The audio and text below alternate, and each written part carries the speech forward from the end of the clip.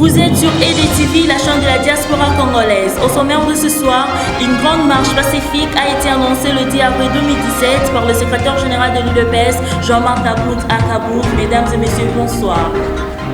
Comme nous venons de le dire au sommaire, après le chèque des discussions de la SENCO, une grande marche a été déclarée le 10 avril 2017 par le secrétaire général de l'Union pour la démocratie et le progrès social UDPS en sigle. Suivez.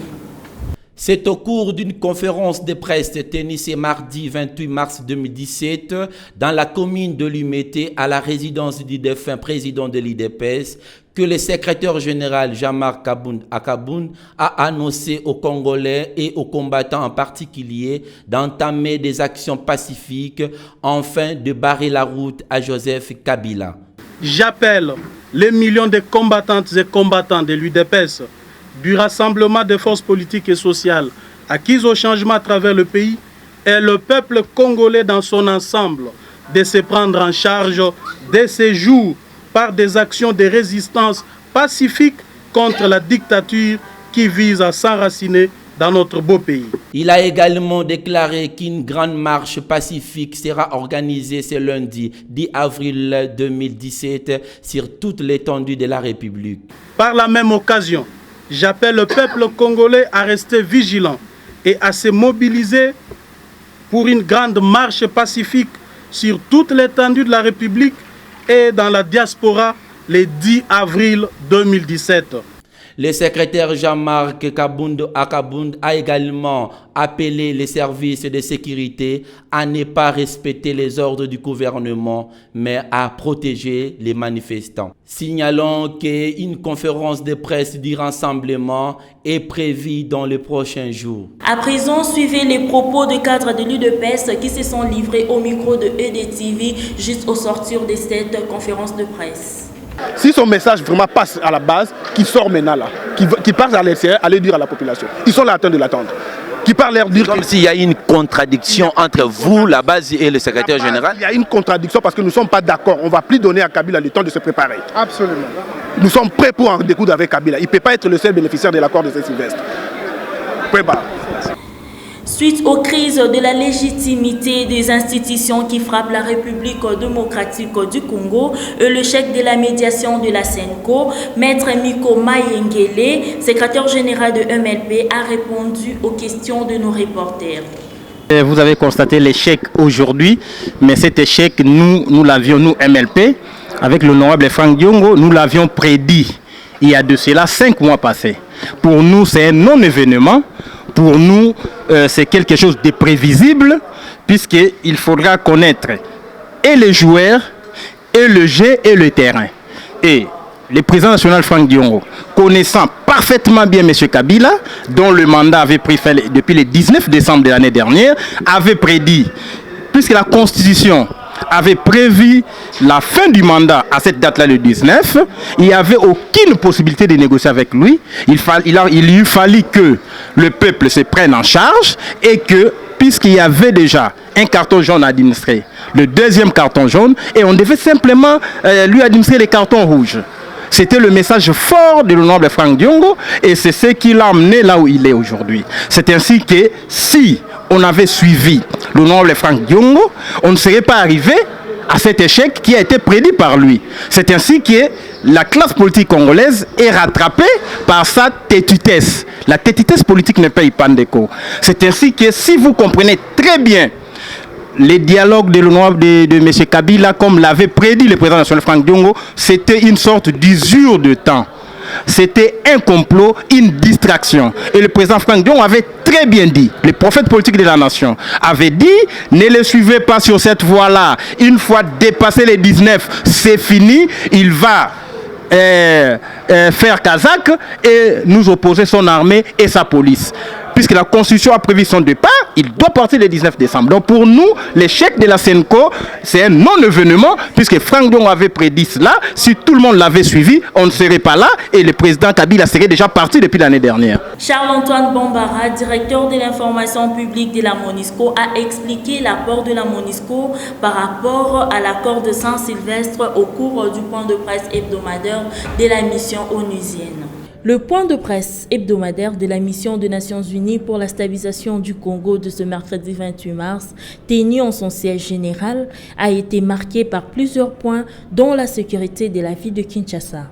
Le directeur de l'information publique Charles-Antoine Bambara a expliqué l'approche de la MONUSCO par rapport à l'accord de Saint-Sylvestre. Le porte-parole militaire de la MONUSCO, Serge Hague, joint depuis Goma, a retracé ce mercredi 28 mars, au cours du point de presse hebdomadaire de la mission onusienne, les situations sécuritaires du centre et de l'est de la République démocratique du Congo. C'est au cours du point de presse de la MONUSCO de ce mercredi que le colonel Serge, porte-parole militaire de la MONUSCO, joint en vidéoconférence, a indiqué que la situation sécuritaire de la province située dans la partie occidentale de la République démocratique du Congo a été jugée relativement calme durant la semaine écoulée. En outre, dans la province du Kasaï central, les miliciens Kamwina Sampou ont attaqué l'armée congolaise. Ils ont étendu leur activisme dans la localité située dans la région de Mweneditu. Par ailleurs, suite à la disparition des deux casquettes bleus depuis quelques jours, la MONUSCO est en train de faire le monitoring. Les attaques, accrochages et embuscades des miliciens Kamwina Sampou et la police nationale ont provoqué le déplacement de la population civile et de pertes en vies humaines, a confirmé Antoine Charles Bambara.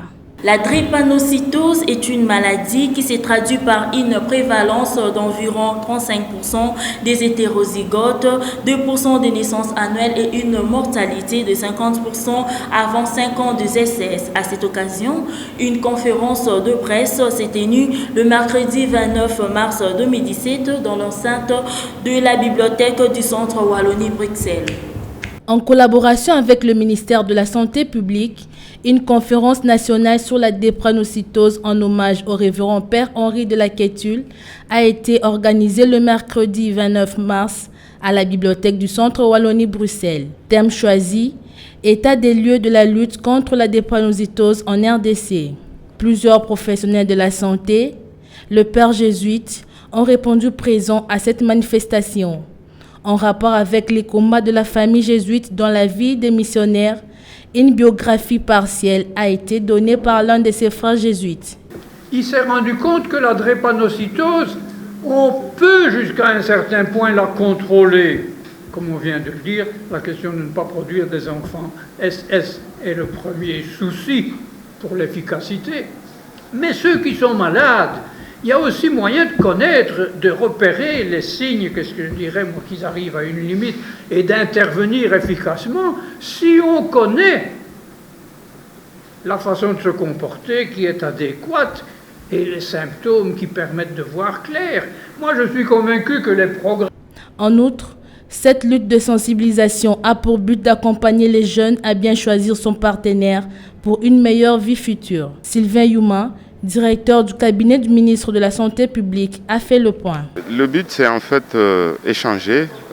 C'est des scientifiques qui vont se rencontrer pour pouvoir faire l'état des lieux de la lutte contre la drépanocytose en RDC. Et cet état des lieux va partir de la prévention, c'est-à-dire qu'est-ce qu'il faut faire comme moyen de prévention, va passer aussi par la prise en charge, c'est-à-dire comment prendre en charge des malades drépanocytaires. Qu'est-ce qu'il faut comme moyen technique pour pouvoir, médicaments, pour pouvoir prendre en charge le drépanocytaire. Donc il va passer des discussions, parce que c'est tous les pays qui sont représentés, il y aura des expériences de tous les coins de la République, et à la fin, on va faire une synthèse qui va dérouler en fait quelques directives, quelques orientations à faire dans le futur pour pouvoir aborder cette question très importante de drépanocytose. Voilà. Il sera question aussi d'organiser un dépistage à grande échelle de toutes les personnes qui veulent connaître leur état des profils de l'électrophorèse de l'hémoglobine, c'est-à-dire les personnes peuvent profiter de cette occasion pour savoir si la personne est SS, AS ou AA, aussi parce que c'est gratuit même. La population peut retenir qu'à partir de demain, donc jeudi, vendredi, samedi, il y a la première conférence nationale sur la drépanocytose, dont le thème est l'état de lieu de la lutte contre la drépanocytose en RDC. Cette conférence va réunir les scientifiques de Kinshasa et de l'intérieur du pays. Et chaque province a été représentée. En même temps, on va rendre hommage au révérend Père Henri de la Quétule, qui est décédé, qui s'occupait de la drépanocytose, des drépanocytaires aussi, durant tout le reste de sa vie.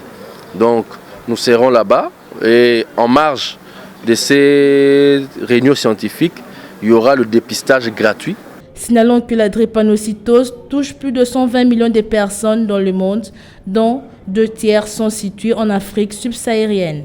Une conférence de presse a été organisée le lundi dernier sur le dépistage du cancer de col dans la centre de la maternité de l'hôpital de Kitambo. Pour clôturer le mois de la femme en bonté, l'Observation congolaise de la santé et la cellule de la maternité de Kintambo ont organisé une conférence sur le dépistage du cancer des cols le lundi dernier dans l'enceinte de la maternité de Kintambo. Cette conférence est tenue en présence de médecins, du représentant de la commune et quelques personnalités politiques. À cette occasion, plusieurs femmes ont exposé sur quelques thèmes importants sur la femme. Entre autres, Mme Petroni Mbiaï a exposé sur l'historique de la journée de la femme. De son côté, Mme F. Bazaïba a parlé sur le leadership de la femme. Imaginez-vous maintenant le cancer des cols de l'utérus. Le cancer, déjà, c'est un mot effrayant. Et les cols de l'utérus, dans la profondeur, dans l'intimité de la femme. Donc, même les habits ne sont pas parvenus à protéger la femme de la maladie. Et ça m'a mis vraiment dans une situation d'inquiétude. Je ne sais pas quelle est votre situation. De la journée de la femme, de la journée internationale de la femme que je viens de parler. Donc, c'est que la femme congolaise peut retenir. Elle doit se référer par rapport à une bonne histoire qui était le combat des femmes socialistes qui a commencé en Amérique du Nord et en Europe pour l'égalité de droit, meilleures conditions de travail et puis le droit de vote. La femme leader doit prouver sa capacité dans le bon sens. La femme leader doit influencer pour interpeller les autres. La femme leader doit éclairer sa vision pour le bien de notre pays, pour l'équilibre social. Voilà, c'est la fin de cette édition d'information, mesdames et messieurs. Merci de nous avoir suivis et bonne suite de programmes sur EDTV, la chaîne de la diaspora congolaise.